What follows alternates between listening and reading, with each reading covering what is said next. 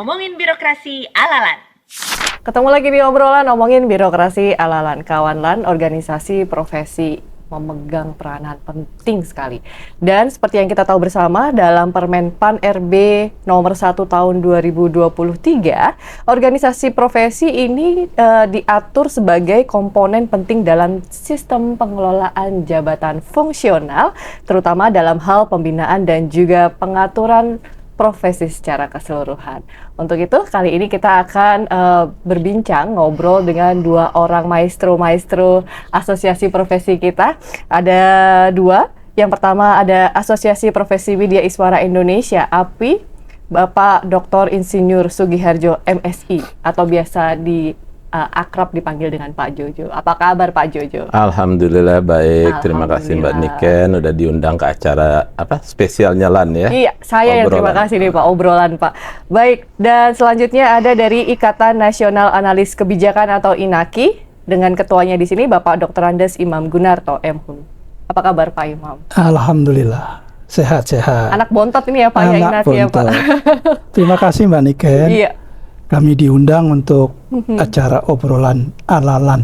Ya, dan kawan-lan, tadi kita sampaikan bersama bahwa untuk organisasi profesi ini kan tidak bisa dilepaskan begitu saja gitu ya Pak ya, dari jabatan fungsional analis kebijakan dan juga Widya Iswara kali ini yang hadir untuk asosiasi profesinya. Ini Pak Jojo dan juga Pak Imam, bagaimana menurut Bapak berdua organisasi profesi ini bisa menjadi mitra aktif pemerintah dalam tentunya kali ini mendorong profesionalisme jabatan fungsional untuk Widya Iswara dan juga untuk analis kebijakan. Pak Jojo dulu mungkin Pak. Sebagai mitra tentu kalau kita bicara mitra kan artinya ada pihaknya dulu ya. LAN sebagai pihak pembina dan API sebagai organisasi profesi yang menaungi seluruh Widya Iswara di Indonesia.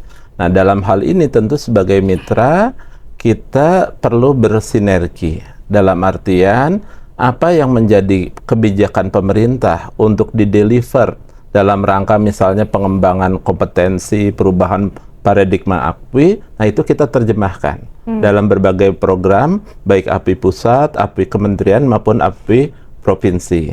Nah, sebaliknya juga apa yang menjadi aspirasi dari Pak anggota itu juga kita terus memberikan advokasi dan juga menyalurkan aspirasi ini kepada instansi pembina. Jadi kita bersinergi untuk semuanya bisa berjalan karena API kan kami selalu menekankan kepada Widya Iswara ini mereka bukan sekedar fasilitator atau pengajar, tapi juga guru bangsa. Dan selalu saya tekankan di era AI ini hal-hal apa yang nggak bisa ditanya oleh anak sekarang ke AI itu harus bisa diperankan oleh API. Baik, jangan cerita dulu Pak, nanti kita akan masuk ke segmen selanjutnya ini. Bagaimana kemudian para Widya Iswara untuk menghadapi AI gitu ya Pak ya. Ini kita dari INAKI dulu ini Pak. Bagaimana ini Pak dari INAKI untuk mendorong profesionalisme dari teman-teman JFAK? Iya, tentu saja untuk mendorong profesionalisme para JFAK, INAKI sebagai organisasi profesi, sebagai mitra dari lembaga administrasi negara, sebagai binaan dari lembaga administrasi negara, akan melakukan inovasi-inovasi, terobosan-terobosan terbaru agar bisa menyentuh kepentingan yang paling mendasar dari para analis kebijakan, di mana profesionalisme dari para analis kebijakan terutama yang baru-baru diangkat, yang dipindahkan dari jabatan yang lain karena proses penyederhanaan dan lain-lain, itu membutuhkan bimbingan dari para profesional agar bisa menjalankan tugasnya, melakukan analis kebijakan dan advokasi kebijakan secara tepat. Terlebih lagi, saat ini kondisi kebijakan, kualitas kebijakan kita banyak dipertanyakan. Kebijakan tapi tidak bijak, kebijakan tapi ditarik lagi dan sebagainya. Ini kesempatan bagi para analis kebijakan untuk bersama-sama dalam rumah INAKI yang memperbaiki kualitas kebijakan ini. Dan ini bisa dilakukan harus dengan prinsip kemitraan, prinsip kolaborasi. Sepakat ini. Sekarang emang eranya nggak boleh sendiri-sendiri gitu ya Pak Jody dan juga Pak Imam. Semua yang namanya kolaborasi udah nggak mungkin lagi kita tinggalkan. Tadi Bapak spill sedikit nih Pak, masalah tantangan nih, terutama tadi disampaikan tentang Widya Iswara gitu ya. Apa sih yang nggak bisa ditanyakan oleh teman-teman sekarang melalui AI gitu ya Pak ya. Dan berbagai tantangan yang lainnya. Dan kita juga saat ini dituntut untuk transformasi ASN, profesionalisme, birokrasi, dan sebagainya. Ini bagaimana nih Pak APWI dalam mendorong teman-teman dari JF Widya Iswara supaya bisa bergerak nih Pak, tidak bergerak di zona berada di zona nyaman aja, tapi mereka bisa untuk terus mengelaborasi dirinya sesuai dengan tuntutan dan tantangan terkini. Artinya bagaimana Widya Iswara itu perannya bisa update dengan tantangan. Betul. Kan. Nah tadi disebut era transformasi, makanya kita harus clear dulu apa transformasi ASN gitu ya. Dalam hal ini transformasi ASN yang mempengaruhi transformasi ASN itu saya pikir ada 3. Yang pertama tantangan eksternal dalam berkaitan dengan disrupsi teknologi dan informasi. Yang kedua undang-undang ASN sendiri yang berubah nomor 20 tahun 2023 di mana dulu adalah pelatihan, sekarang menjadi pembelajaran terintegrasi dengan pola Lombardo 10-20-70 dan ujung tombaknya corporate university. Nah ini juga harus menjadi perubahan paradigma dari pengajaran. Nah terus juga bagaimana dengan tadi perkembangan AI itu harus bisa direspon. Nah itu kan transformasinya. Nah dalam konteks itu maka perannya adalah tadi kita berubah dari pendekatan teacher center menjadi learner center ya. Jadi para WI tidak bisa lagi berpedoman pada diktat lama, materi-materi lama. Dia harus selalu melakukan learn, unlearn, relearn. Upscale, learn, unlearn, relearn. Nah, itu selalu dinamis gitu kan. Karena yang dulu dipelajari mungkin udah nggak relevan lagi. Selalu melakukan upscaling dan rescaling. Nah ini penting.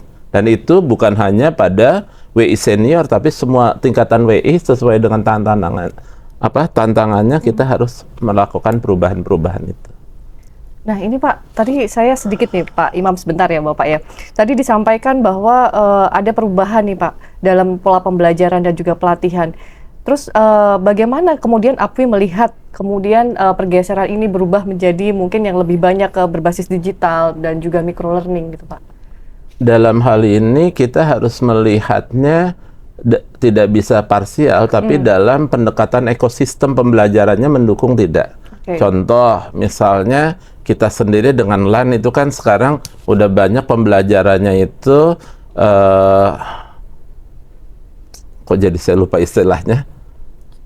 Yang mana ini Pak? COP bukan? Bukan pembelajarannya. Massive Open Online Course? Iya, artinya secara online ya, secara online. Nah, dalam prakteknya seringkali di pegawai-pegawai yang ditempatkan di daerah itu sering terkendala sinyal, sehingga proses pembelajarannya nggak bisa berjalan dengan lancar. Jadi ekosistem itu termasuk infrastruktur IT-nya menjadi penting. Terus juga dalam sini ekosistem ya para Widya Iswaranya dan juga sumber-sumber informasi dan pengetahuannya itu semuanya harus mendukung untuk bisa berjalan dengan baik. Berarti para Widya Iswara ini tidak hanya harus bisa mengajar aja ya Pak, bagaimana dia bisa kemudian mengelaborasi kondisi dan juga ekosistem juga gitu Pak?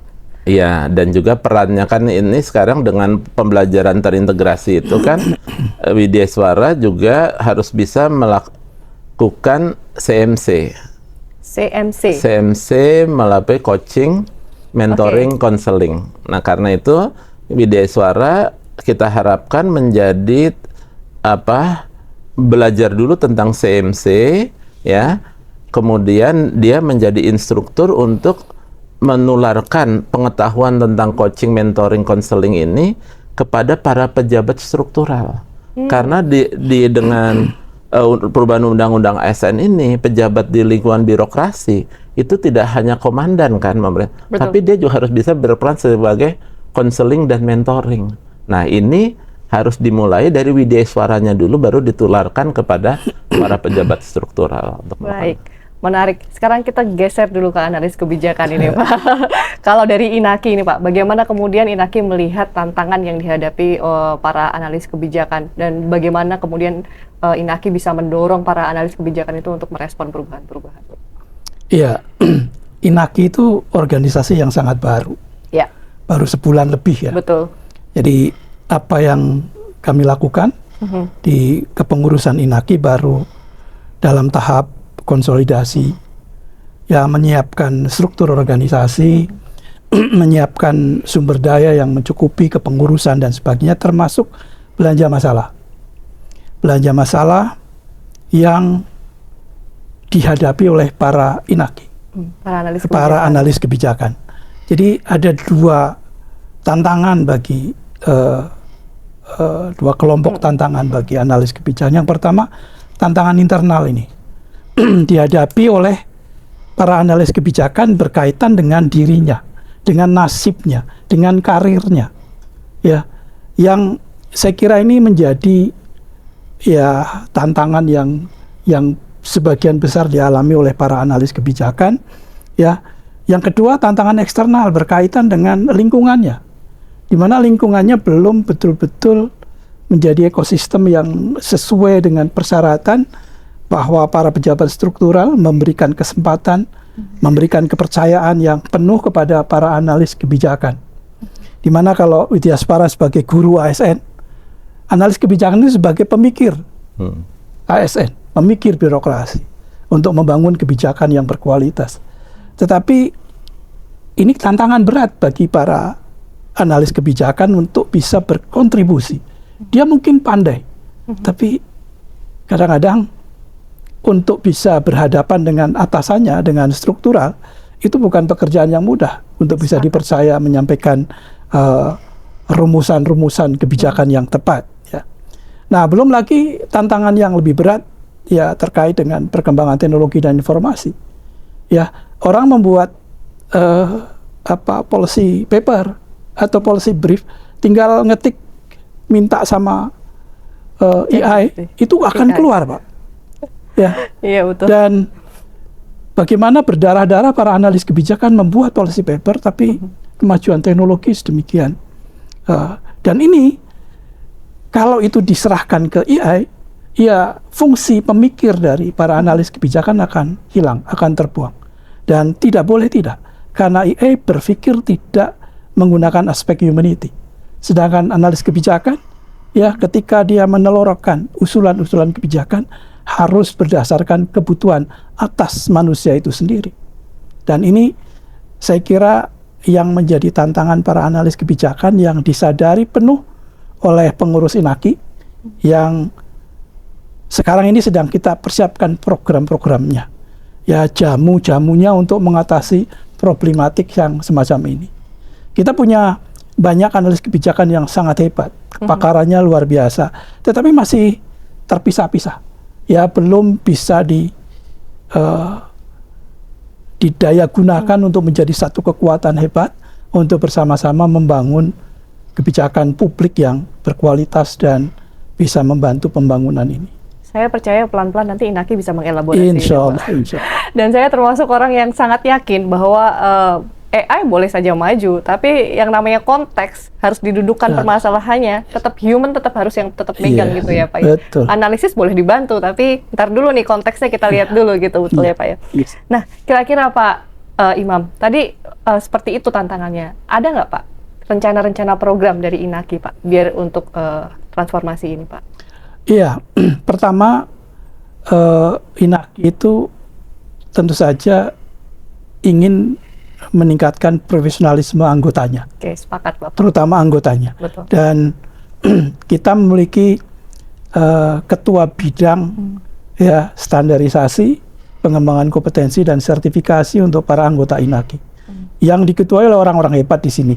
Ya, yang walaupun Inaki baru 1 bulan lebih, kita sudah menyelenggarakan acara yang menurut kami cukup besar walaupun secara online ya. Jadi ada kuliah umum dengan peserta 1.000 lebih Zoom, YouTube-nya ratusan orang. Kemudian ada acara Inaki Policy Discussion yang akan kita adakan setiap 2 minggu sekali dengan mengundang para pakar-pakar. Kemudian kita mengadakan kegiatan yang namanya bedah policy brief, ya, atau bimbingan penyusunan policy brief, ya, yang dilakukan setiap Jumat, setiap minggu. Sudah rutin ya Pak? Sudah rutin, dan para anggota Inaki yang sudah mendaftar sudah merasakan manfaatnya, ya, baik dari aspek keilmuan maupun dari pengakuan berupa sertifikat dan sebagainya. Ya, tentu saja itu dalam konteks jangka pendek. Jangka panjangnya kita ingin membentuk semacam expert pool.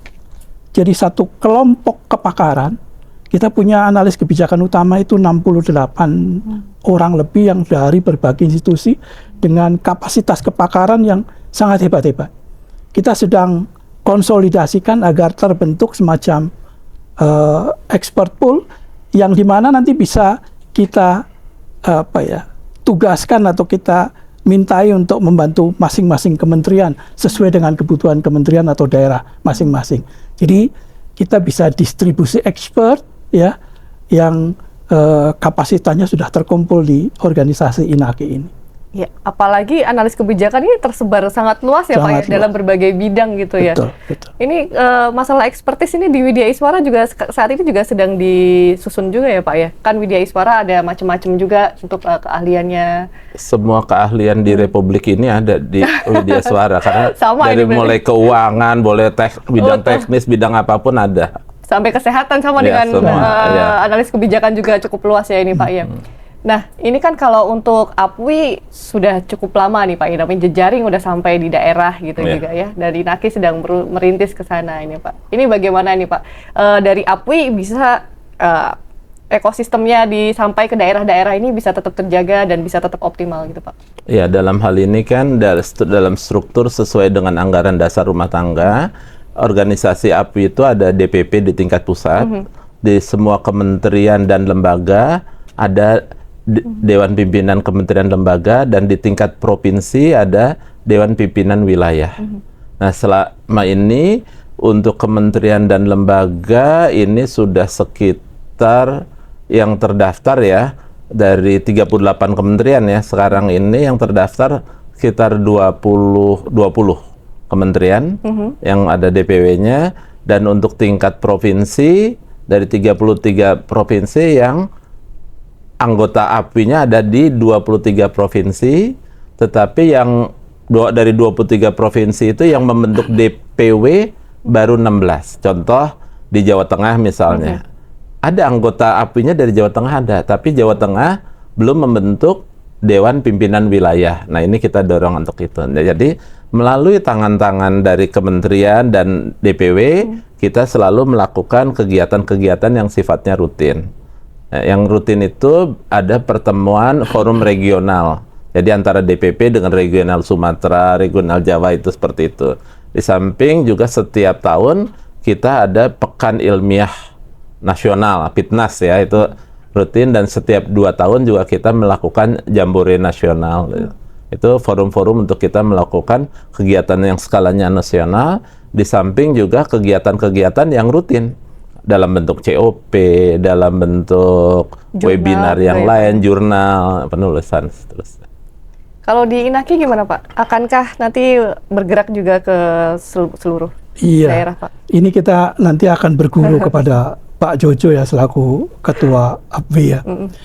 Jadi saat ini Inaki baru memiliki struktur untuk DPP saja, ya. Kemudian kita sudah mendeteksi beberapa kementerian lembaga sudah memiliki forum analis kebijakan.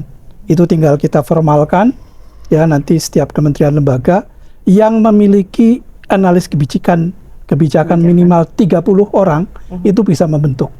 Ya, jadi aturan di anggaran dasar, anggaran rumah tangga, kalau kementerian, provinsi, kabupaten kota punya 30 anggota, maka bisa membentuk dan memiliki 1 suara. Kalau punya 60 anggota berarti nanti dia punya 2 suara dan seterusnya. Dan kami harap 1 tahun ini ya, struktur Inaki itu sampai kabupaten kota. Kalau API tadi sampai provinsi barangkali ya, Pak ya. Sampai provinsi. Kalau kami bisa sampai kabupaten kota. Bangge ya sebagai contoh katanya sudah punya ya. Dan beberapa kabupaten kota. Baik Pak Jojo dan juga kemudian Pak Imam. Tadi kegiatannya kan cukup banyak nih Pak.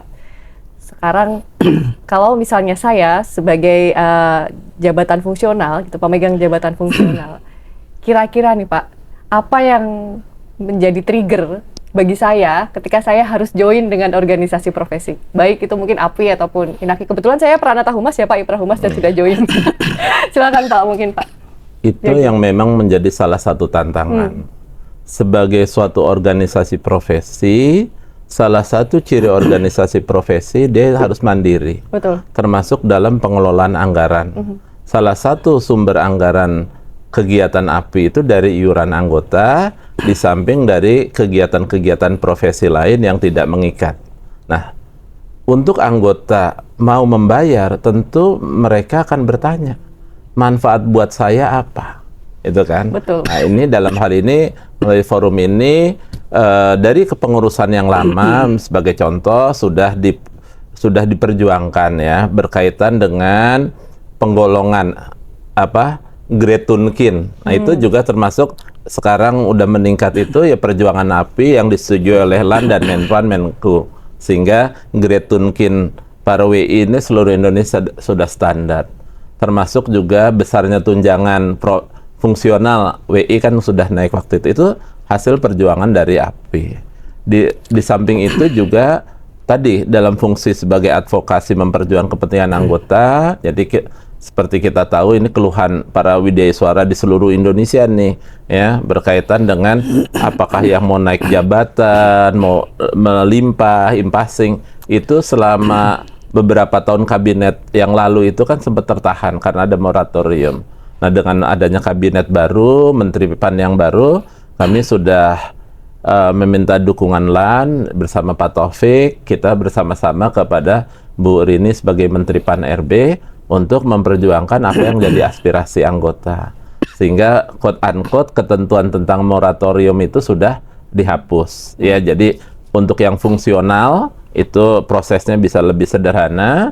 Untuk yang impasing sedang diatur mekanismenya oleh LAN untuk tetap dibuka kerannya, tetapi dibuat suatu mekanisme ya supaya kompetensinya terjaga. Nah, itu contoh-contoh yang sudah kita perjuangkan. Di bentuk-bentuk yang lain juga pelatihan yang terkait dengan pengembangan kompetensi dalam bentuk webinar, dalam bentuk COP dan yang lain-lain selalu juga kita dorong gitu ya. Gitu. Itu jadi kegiatan ini dari kita untuk kita, termasuk juga yang membangun kolaborasi. Nah, kami juga ada kerjasama dengan berbagai organisasi profesi yang lain. Contoh misalnya kami bekerjasama dengan salah satu asosiasi berkaitan dengan pengembangan kompetensi di bidang manajemen risiko. Ini sedang kita jajaki untuk para WI juga punya kompetensi di bidang manajemen risiko.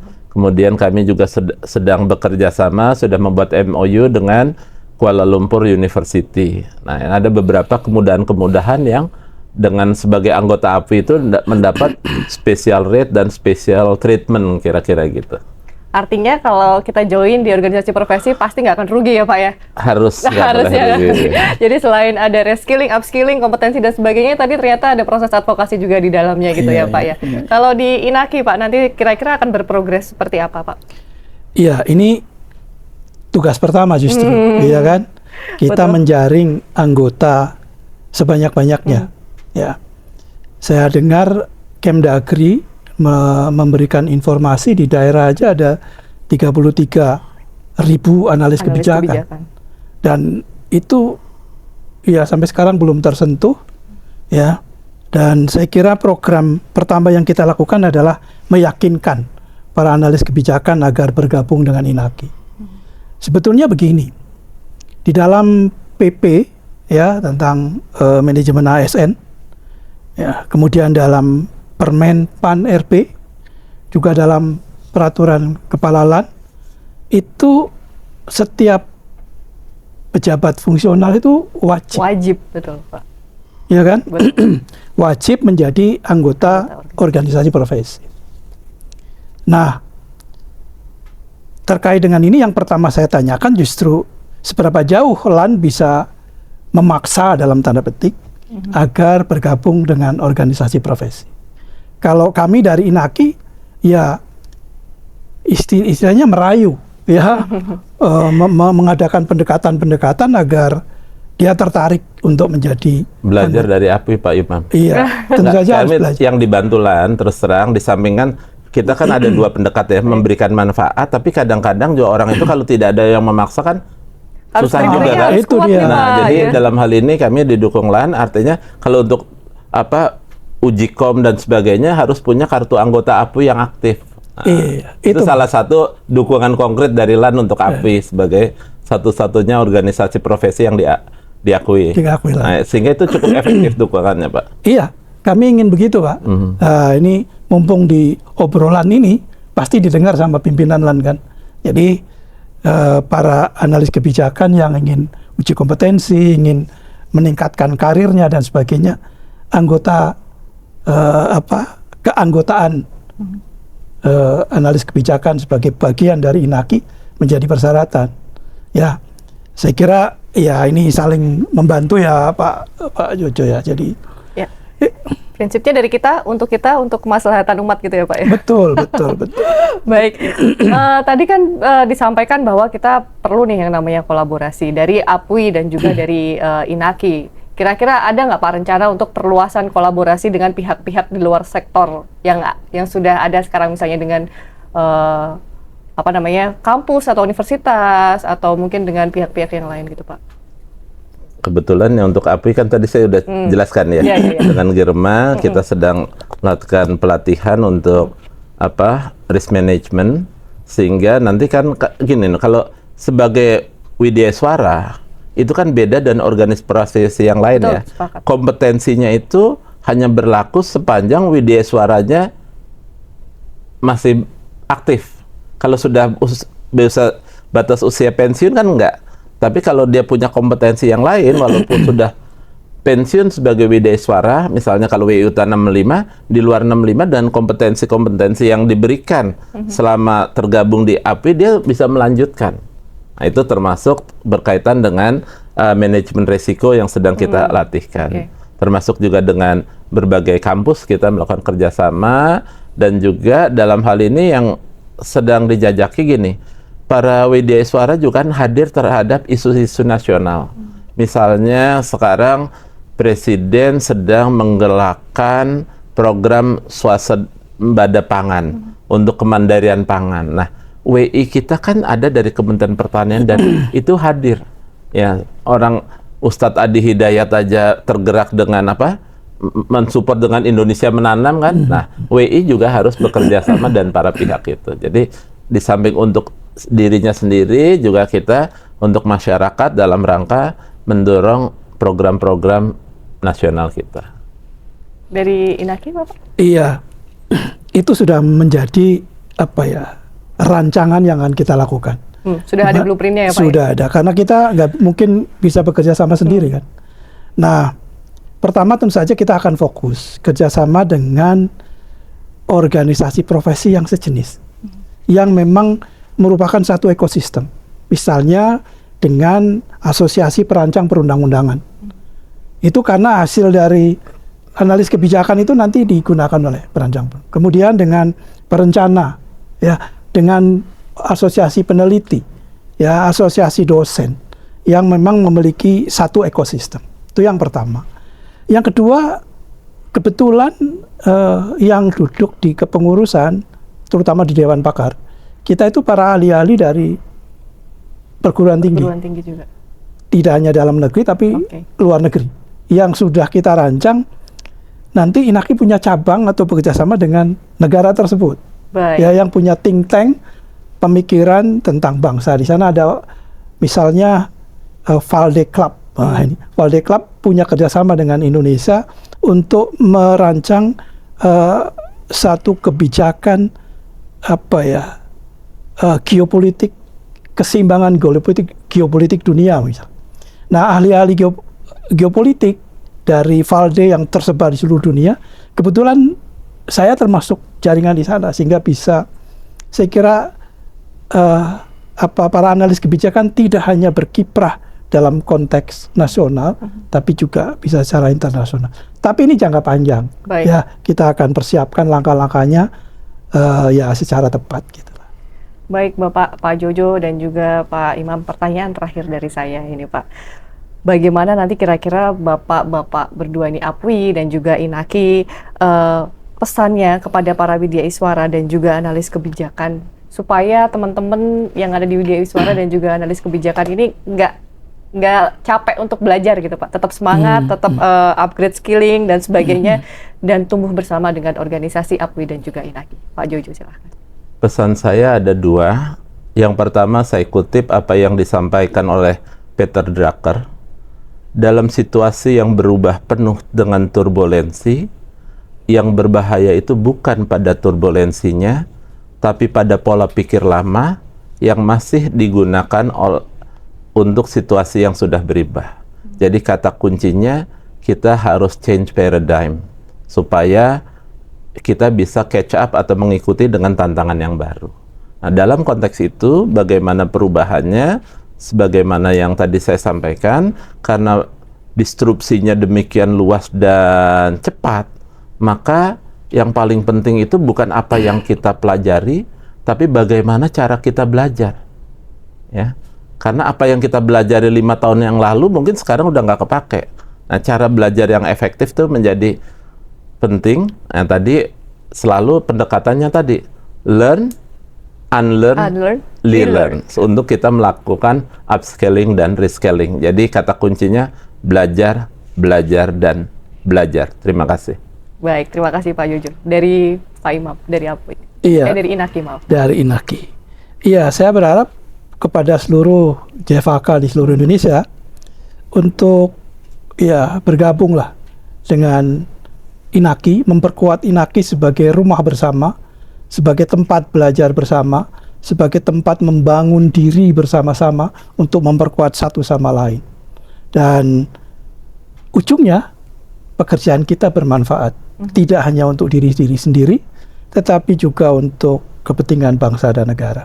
Saya yakin ya analis kebijakan yang hebat ya untuk Inaki yang kuat ya demi bangsa yang maju dan sejahtera.